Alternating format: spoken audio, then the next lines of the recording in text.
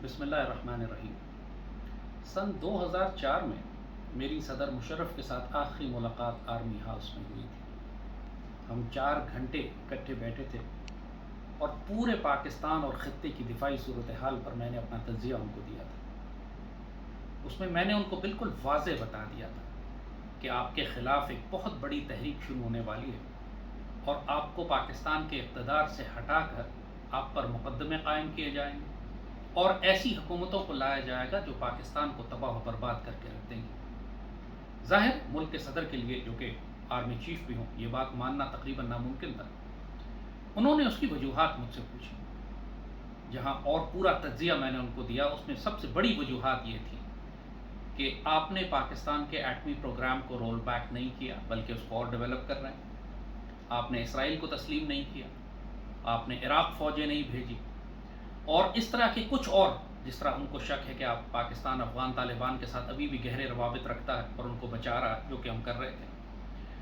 تو ان سب باتوں کی وجہ سے امریکنز کو آپ سے نا امیدی ہو چکی ہے کہ آپ وہ کام نہیں کریں گے جو یہ ان سے کروانا چاہتے تھے، اور اس کام کے لیے اب یہ پولیٹیکل پارٹیز کو، زرداری کو اور نواز شریف کو لے کر آئیں گے۔ اور یہی پھر ہوا آنے والے وقتوں میں۔ اور جو سب سے طاقتور ہتھیار پریزیڈنٹ مشرف اور ریاست پاکستان کے خلاف استعمال ہوا، وہ ٹی ٹی پی نہیں تھا، وہ پاکستانی میڈیا تھا۔ صدر مشرف کی ایک بہت بڑی غلطی یہ تھی کہ 2001 کے آس پاس انہوں نے پاکستان میں 30-40 چینلز کو اجازت دے دی کام کرنے کی، اور کوئی کنٹرول ریگولیشن ان کے اوپر نہیں تھا۔ وہ 2 ٹکے کے صحافی جو ردی 3rd کلاس اخباروں میں کام کیا کرتے تھے، وہ مائک لے کے اب مین سٹریم چینلز کے اوپر پولیٹیکل ٹاک شوز کرنے لگے۔ نتیجہ یہ ہوا کہ اسی وقت بھارت نے اس اپرچونٹی کو ایکسپلائٹ کرتے ہوئے پاکستان میں سیفما نام کی ایک تنظیم بنائی، ساؤتھ ایشیا فری میڈیا ایسوسی ایشن۔ امتیاز عالم اس کا سربراہ تھا، اور پاکستان میں ہزاروں صحافی انہوں نے اپنے پینل پہ پیرول پہ لیے اور ایک نظریاتی تخریب کاری کا جال بچھا دیا۔ اس ساری دہشت گردی میں، جس کو ابلاغی دہشت گردی آپ کہتے ہیں، میڈیا ٹیررزم کہتے ہیں، اس میں سب سے بڑا نام اس وقت حامد میر کا تھا۔ کوئی پاکستان میں حامد میر کو اس انداز سے نہیں جانتا تھا۔ وہ ایک جیو کا صحافی تھا، پہلے صاحب معمولی گھٹیا 2 ٹکے کے اخباروں میں کام کرتا تھا، اچانک اس کو وہی جیسے کہا مائک اور کیمرہ مل گیا، اور براہ راست اس وقت سے ہی یہ بھارت اور سی آئی اے کے ساتھ کام کر رہا تھا۔ سن 2007 میں پہلی مرتبہ میں نے حامد میر کے بارے میں باقاعدہ آن ایئر کہا کہ یہ شخص سی آئی اے کے لیے کام کرتا ہے، تو ظاہر ہے طوفان مچ گیا پوری دنیا میں کہ آپ یہ بات کس دلیل سے کہہ سکتے ہیں۔ دیکھیے، جہاں تک ایک صحافی کی بات ہوتی ہے، آپ یہ کیسے آئیڈینٹیفائی کرتے ہیں کہ یہ پاکستان کا دوست ہے یا پاکستان کا دشمن؟ اس صحافی کا کام بتاتا ہے۔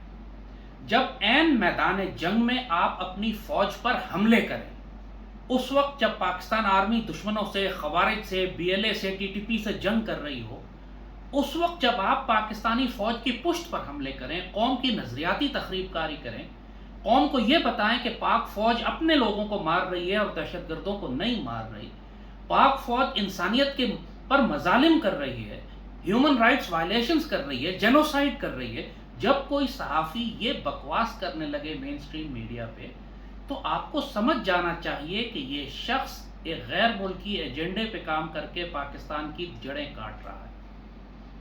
ایک خودکش حملہ آور 30-40 لوگوں کو مارتا ہے، لیکن ایک میڈیا کا دہشت گرد پوری قوم کی نظریاتی تخریب کاری کر کے ملک اور قوم اور ریاست کو ڈبو کے رکھ دیتا ہے۔ یہی کام پاکستانی میڈیا میں بڑے بڑے حرام خور میڈیا پریسٹیٹیوٹس موجود ہیں، لیکن حامد میر کمال کا ہے، کیونکہ یہ نسل در نسل غدار ہے۔ یہ 2 تھے پاکستان کے اندر موجود اس طرح کے، جن کو خاص طور پر آپ کہہ سکتے ہیں کہ غدار ابن غدار۔ ایک آسمہ جہانگیر تھی، دوسرا حامد میر۔ اور یہ باتیں میں کوئی ہوا میں الزام نہیں لگا رہا ہوں۔ بنگلہ دیش نے حسینہ واجد، جو کہ پاکستان کی بدترین دشمن ہے، شیخ مجیب کی بیٹی ہے، اس نے ابھی کچھ عرصہ پہلے بنگلہ دیش میں ایک کانفرنس کی، جس میں اس نے پورے را کے ایجنٹس کو، انڈین آرمی کو، پاکستان کے غداروں کو اکٹھا کر کے سب کو میڈل دیے کہ تم لوگوں نے پاکستان توڑنے میں اہم ترین کردار ادا کیا تھا، اور اس کے نتیجے میں بنگلہ دیش کی حکومت آپ کو اپنا ہیرو مانتی ہے۔ اور ایک بہت بڑی گیدرنگ تھی جس کے اندر تمام را کے پرانے ایجنٹس تھے، انڈین آرمی آفیسرز تھے، وہ تمام بنگالی مکتی باہنی کے غدار تھے جنہوں نے پاکستان آرمی کو اور پاکستانی سویلینز کو لاکھوں کی تعداد میں ذبح کیا ایسٹ پاکستان میں، اور اس غداروں اور دشمنوں اور مشرکوں کی جماعت میں پاکستان سے 3-4 لوگ گئے ہوئے تھے۔ ان میں ایک وہ عورت وہ گزر گئی، استغفر اللہ، اس کا نام بھی میں بھول جاتا ہوں، آسمہ جہانگیر، انا للہ و انا الیہ راجعون، اس کا نماز جنازہ پڑھنے والا کوئی نہیں تھا، اور دوسرا حامد میر تھا، کیونکہ آسمہ جہانگیر کا باپ بھی اور حامد میر کا باپ بھی پاکستان توڑنے کے مرکزی کرداروں میں سے تھے، اور ظاہر ہے یہ نسل در نسل حرام خور، نسل در نسل غدار، آج بھی ان کا کردار وہی رہا ہے۔ آسمہ جہانگیر زندگی کے آخری سانس تک ریاست پاکستان اسلامی قوانین اور پاک فوج کے خلاف لڑتی رہی، اس کا بدترین انجام قوم نے دیکھ لیا، جیسے کہا اس کا جنازہ پڑھنے والا، اور حامد میر ابھی زندہ ہے۔ یہ ریاست پاکستان کے علاوہ اگر دنیا کے کسی بھی ملک میں ہوتا نا تو اب تک اس کی سولی چڑھا کر اس کے ٹکڑے ٹکڑے کر کے اس کو ریگستان میں گاڑ دیا جاتا۔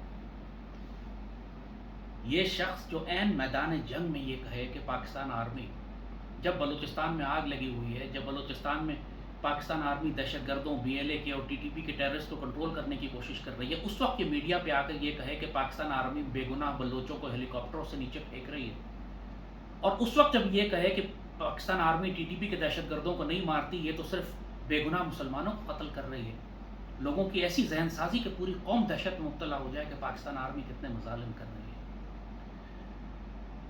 اور اس شخص کو ضرورت سے زیادہ رعایت دے دی گئی ہے۔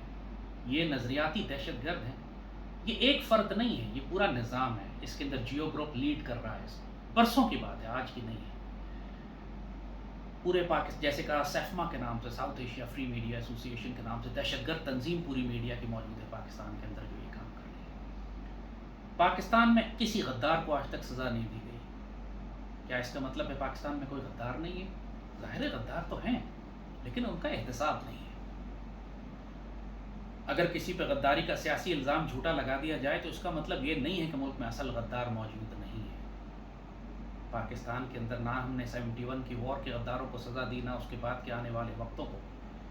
یہ بات ہم کریں گے، اور کہ کس طرح پاکستان کی ہر سیاسی جماعت کے سربراہان بذات خود ریاست کے غدار ہیں اور پوری کوشش کر چکے ہیں ریاست پاکستان کو تباہ و برباد کرنے کی، لیکن چونکہ ان کا احتساب نہیں ہوا، لہٰذا حامد میر جیسے نظریاتی دہشت گردوں اور میڈیا پریسٹیٹیوٹس کو جرأت ہو چلی ہوتی ہے کہ پاکستان کے ریاستی اداروں پر بھونکیں، کیونکہ ان کی پشت کے اوپر بڑی بڑی غیر ملکی طاقتیں ہیں، اور ان کو اندازہ ہوتا ہے کہ پاکستان کی ریاست کے اندر کے نظام اتنے کمزور ہیں کہ کوئی ان کو ہاتھ نہیں لگا سکتا۔ میں خود ریاست کی پاکستان کے اداروں کے پاس سپریم کورٹ میں کیس لے کر گیا پاکستانی میڈیا کے خلاف کہ یہ نظریاتی دہشت گرد ہیں، 4th اور 5th جنریشن وار کا جو میڈیا ایکسس ہے وہ یہ پاکستانی میڈیا دہشت گرد چلا رہے ہیں۔ پاکستان کی سپریم کورٹ میں افتخار چودھری جیسے جج بیٹھے تھے، انہوں نے کیس سننے سے انکار کر دیا، میری کیس سنے بغیر باہر کر دیا۔ جب ریاست پاکستان کے ادارے، سپریم کورٹ سے بڑا تو کوئی ادارہ نہیں ہے، جب وہ یہ کیس سننے سے انکار کر دے، پھر انسان انصاف کے لیے کہاں جائے؟ کیا ہم ریاست پاکستان کو تباہ و برباد کروا لیں؟ نہیں، تو پھر ریاست کے دوسرے ادارے کام کریں گے جن کی ڈیوٹی یہ ہے کہ ریاست پاکستان کا دفاع کریں خفیہ طور پر۔ تو پھر اگر آئی ایس آئی ایلیمنیٹ کرے ان کو، تو میں کہوں گا آئی ایس آئی سے کہ ایلیمنیٹ کر دیں ان سارے دہشت گردوں کو جو ریاست پاکستان کے خلاف کام کر رہے ہیں، چونکہ پاکستان کی سپریم کورٹ کیس نہیں سننا چاہتی۔ اگر سپریم کورٹ کیس سنے، ان کے ثبوت ان کے خلاف موجود ہیں، لیکن کوئی تو فورم ہو جہاں کیس سنا جائے۔ لیکن اگر عدالت ان کا کیس نہیں سنتی تو پھر ان کو اسی طرح ایلیمنیٹ کرنا ہے جس طرح آئی ایس آئی ملک اور قوم اور ریاست کے دہشت گردوں کا ایلیمنیٹ کرتی ہے پوری دنیا میں۔ روز افغانستان میں ہم ٹی ٹی پی کے ایلیمنٹس کو ایلیمنیٹ کرتے ہیں، روز بی ایل اے کے ایلیمنٹس کو ہم سندھ کے اندر اور بلوچستان میں ایلیمنیٹ کرتے ہیں۔ جہاں ٹی ٹی پی کا کوئی کمانڈر نظر آتا ہے، آئی ایس آئی اس کو ایلیمنیٹ کرتی ہے۔ اب پاکستان میں یہ وقت ہے کہ نظریاتی تخریب کاری کرنے والوں کو بھی اسی طرح ایلیمنیٹ کیا جائے جیسے ہم جہنم کے کتے ٹی ٹی پی کو ایلیمنیٹ کرتے ہیں، اور یہ ہمت اب ریاست کو کرنی پڑے گی۔ اگر ریاست کمزوری دکھائے گی تو یہ کتے بھونک بھونک کے ریاست کی جڑیں نکال دیں گے، 22 کروڑ عوام کو ہندوؤں کا غلام کر دیں گے۔ ریاست کے تمام اداروں سے میں سختی سے کہوں گا، آپ کو اللہ تعالیٰ نے مارخور بنایا ہے، آپ سانپوں کو ہڑپ کرنے والے ہیں، اب لحاظ نہ کریں، پوری قوم آپ کے ساتھ ہے، کسی کی مجال نہیں ہے کہ کوئی شور مچائے۔ کہ آپ نے ریاستی کتوں کو، ان کتوں کو جو ریاست کے اندر بیٹھ کے جڑیں کاٹ رہے ہیں، ان کو کیوں چھوڑ دیا؟ لوگ تو اس پہ اعتراض کر رہے ہیں کہ آپ اتنی کمزوری کیوں دکھا رہے ہیں۔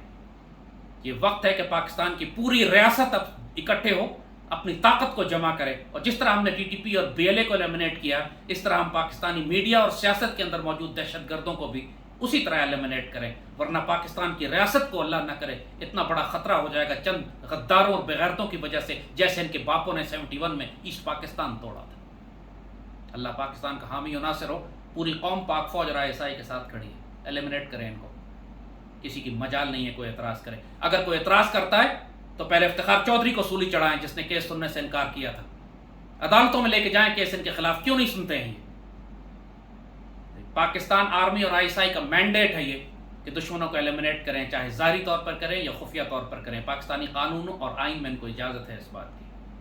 ریاست پاکستان کو تباہ نہیں کروایا جا سکتا۔ اللہ پاکستان کا حامی و ناصر و مالک ہو۔ پاکستان زندہ باد۔